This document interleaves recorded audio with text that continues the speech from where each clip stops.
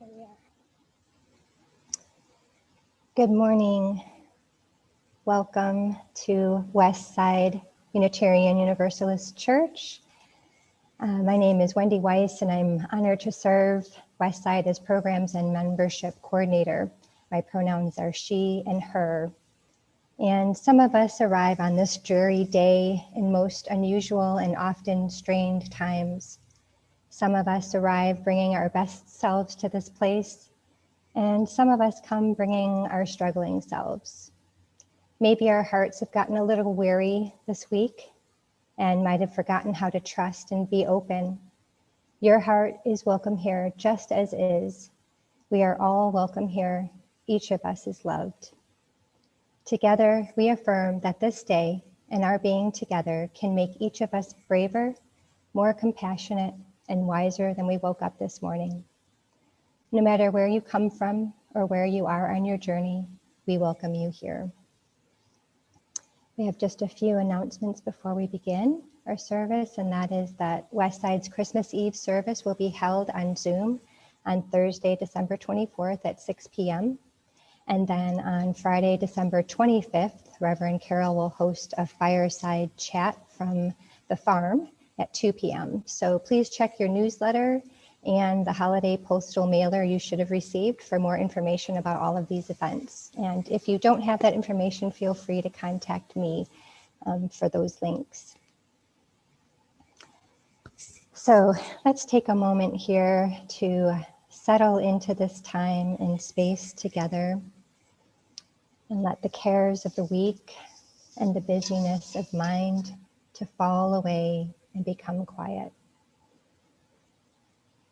As I invite our Tibetan bowl to sing, allow yourself to arrive more fully and become more present in this moment.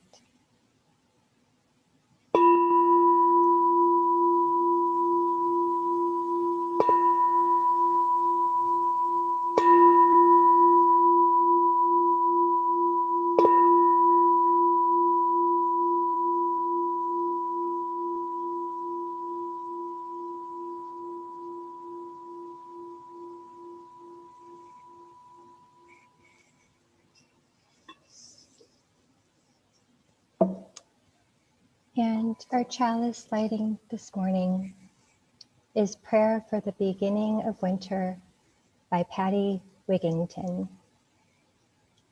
See the gray skies overhead, preparing the way for the bright sun soon to come.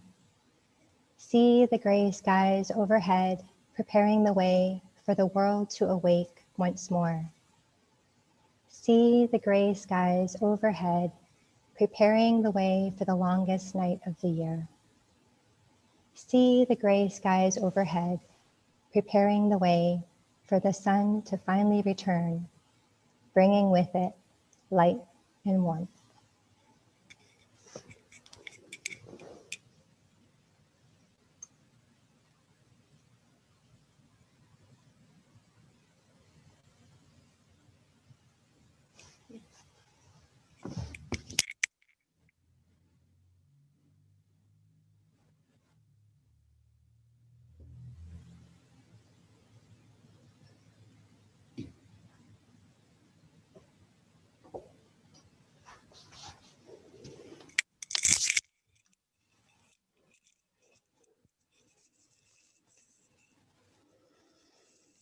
So we gather here today to do a most unusual solstice spiral, one that's going to be virtual. And we've been doing this spiral. Actually, I looked back and it's been since 2015. I came upon the spiral, probably about maybe 15 years ago, and I learned of it through Carolyn Rogers at Tennessee Valley Unitarian Universalist Church. And she introduced it to me as a Waldorf children's celebration or festival. And so I always joked that this is a children's festival that we allow adults to participate in. So we've been doing this now. This will be our sixth solstice and our first virtual solstice spiral. And we have let's see here. I was thinking back as I was especially looking over photos and just remembering over all the years. I remember that first year and wondering how Westside would respond to a solstice spiral. I don't think it had ever been done there, or I hadn't known about it at that point. And I remember that very first spiral, how I saw the heart of Westside in a whole new light.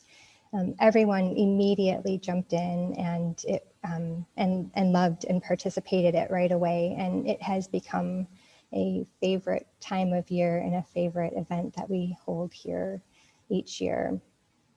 So I have a little special kind of a retrospective to look over the years of Westside and the spiral. But before I show you that, I wanted to offer many thanks to so many people who have helped make this service happen. And in the background, so Ellen Greenwood helped me remember and find all the music that we've had the choir has sung over the years.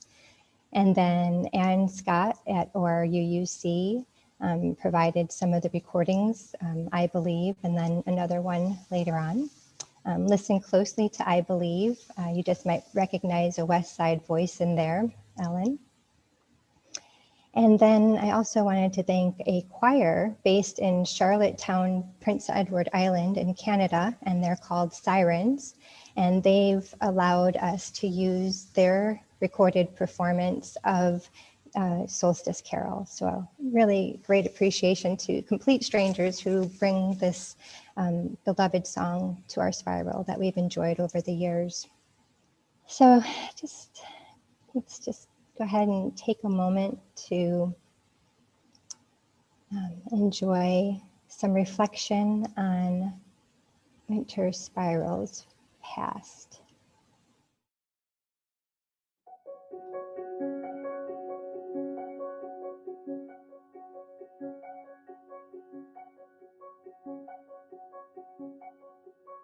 I believe in the sun. I believe in the sun. Even when it's not shining.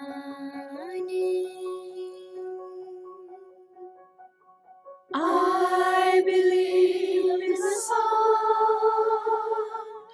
I believe in the sun, even when it's not shining.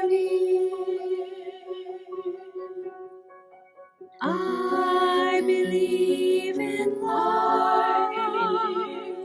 I believe in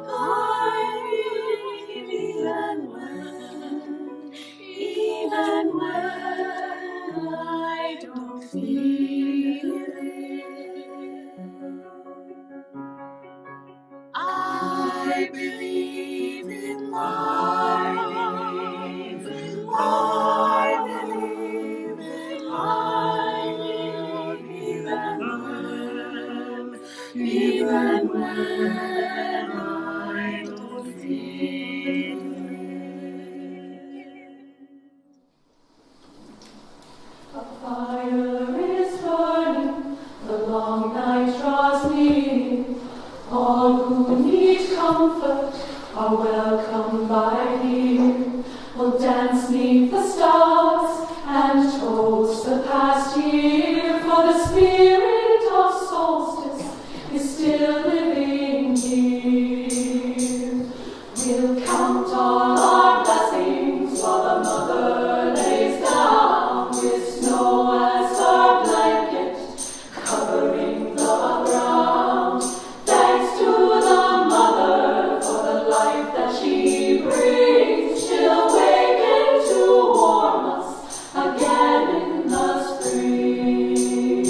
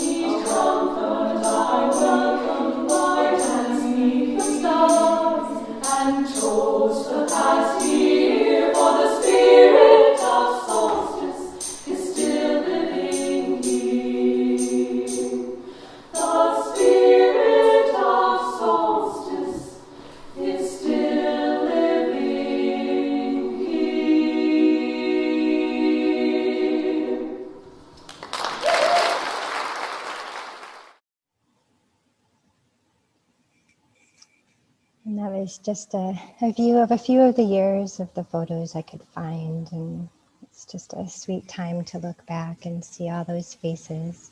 Some who are still with us, some who've moved, some who've moved on. So it's a great time to think of all those people who have held this spiral dear and close as well. So the deeper meaning of the winter solstice spiral, really it is a symbolic gesture, a symbolic walk through the turning of ages and the turning of time, the turning of the wheel of the year from fall to winter. So this is an actual physical turning through walking the spiral, as well as a symbolic turning of the year and seasons. And people all around the world through all times have honored the return of the sun at this time of year. As agrarian cultures, they were, their very central way of existence was the sun, the vital energy of the sun. And so honoring the sun was a way to be sure that a good harvest would come the next year. And in northern lands, in northern climates, winter was a time of famine. So a celebration of the return of the sun and honoring it with fire and celebrations was a way to celebrate life and a way to reclaim and revisit the good harvests of the past and all the work that was done the year before. And these gatherings were often offerings and feasts, and they had fires and singing and dancing and celebration. And this is all across the world in different cultures and different times. These elements have always carried through. So this is really a cycle of life, death, and rebirth being exemplified, not only through the crops, but through these celebrations. And this, also the cycle of plants, they do go dormant in the winter, and there's no more production happening. So even watching the plant cycles, this is this life, death, and rebirth cycle. And it's also, the fires were also symbolic of banishing evil spirits and bringing good luck. And again, this is across cultures and across times. And it was a way of lighting their way, even in the dark. And so by burning these fires, it was this message of the hope and this rebirth of light and life and hope itself. So this year, we're experiencing a rather rare event in that two of the biggest planets in our solar system, Jupiter and Saturn, will be 0.1 degree apart in the sky as viewed from Earth. This phenomenon in astronomy is called the Great Conjunction, and in astrology, it marks the end of a 200 and 800-year cycle. The ancient peoples mapped the sky even before they mapped the Earth, and astronomy and astrology were synonymous to these people. So this conjunction is also noted as what could have been the Christmas star that the wise men followed on that hallowed night. So however you view it, this conjunction is the biggest and brightest planet, surely echoes the light in the darkness that is the theme of these times. And the spiral is also one of these ancient symbols that has been present through all times and all cultures. And even in Neolithic times, they have been carved into the sides of rocks. It must have had some significance, and some of historians and archaeologists even think that this was the ancient people's way of expressing that they understood that there's a cosmic pattern, that what was happening on Earth was also reflected somewhere farther away in a bigger perspective, in a bigger place of interstellar space. So in nature, we see spirals in plants, the ferns that unfurl in the spring, or in shells. And also even the way that the ancients would have viewed the sky, that there are fixed stars and the galaxies and the other stars would spiral around them. So this is a level of cosmic awareness, and also our connection to that, our connection to something bigger, whether we understand it or not. no matter where we are in our belief system around it. It's this enacting of connecting to something greater and from a source within, from finding it within ourselves first. So with that little brief summary of what the spiral means and what the winter solstice is all about, let's take a moment to just come back into our bodies for a moment. Just feel yourself sitting on the chair. Feel your breath as in its natural flow in and out of your body. And just gather yourself and feel that center within you. Maybe it's at your heart. And just feel for a moment as we gather ourselves for this visual meditation on our winter solstice spiral. And as I play the spiral, as you watch the spiral, I invite you to feel into the spiral in any way that feels good to you this year. You can just relax and watch the video. If you feel like it, you can get up physically and move. You can walk a spiral going inwards and then turning around and reversing and going back outwards. And you can even, at some point when the spiral is up on the screen, go ahead and trace the spiral with your finger so that you can maybe physically feel what that feels like. And you can even sing along with the song if you know it or would like to. And just remember to be on mute, please. So however you feel like connecting with the spiral this year, please do whatever it is that makes your heart sing.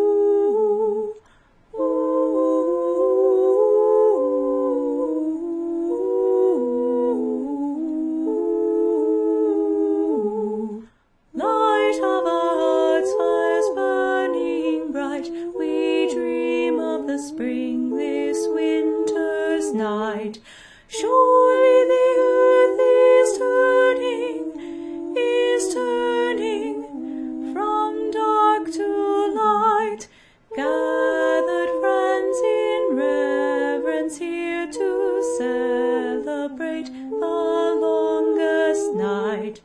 Light of our hearts, fires burning bright, we dream of the spring this winter's night. Surely the earth is turning bright, is turning spring from dark to light. Surely the Francis reverence here to celebrate the longest night. Light of our hearts is burning bright, we dream of the spring this winter's night.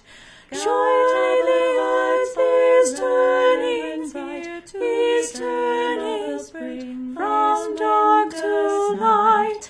Surely the Francis reverence here to celebrate from darkness night. Surely the Francis reverence here to celebrate from darkness night.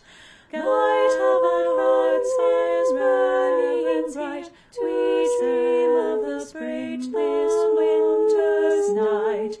Surely the earth is turning bright, is turning the spring from dark to light.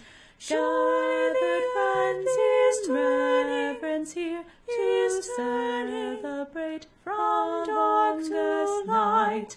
Gathered friends in reverence here to celebrate the longest night.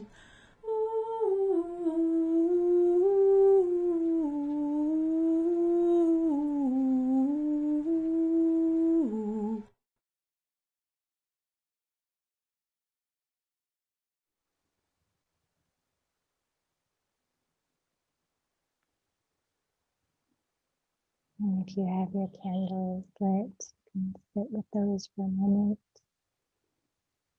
and share those.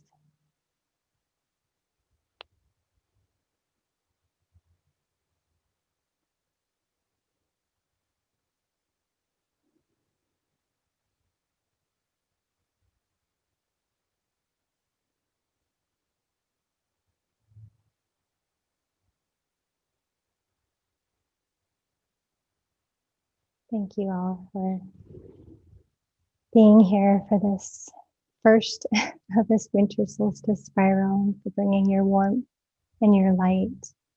And I'd like to close with a tradition that we've done at Westside that I've missed, and that is that we end each time together, each service together, holding hands. And our children in RE, we used to do this at the end of our online RE classes, and we would just bring our hands up to the corners of our screens so that we would all be touching our hands on the screen. And so we can hold hands together this way, feel the energy of each other, remember how it is to hold hands with each other. And then I'd like to end on these words that we've ended every spiral that we've held throughout these years. So I'd like to leave you with these words from Hafiz to carry you away from the solstice spiral. I wish I could show you, when you are lonely or in darkness, the astonishing light of your own being. Thank you for participating. While we, although we extinguish our chalice to mark the ending of our service and our time together, the light of truth continues to burn in our hearts.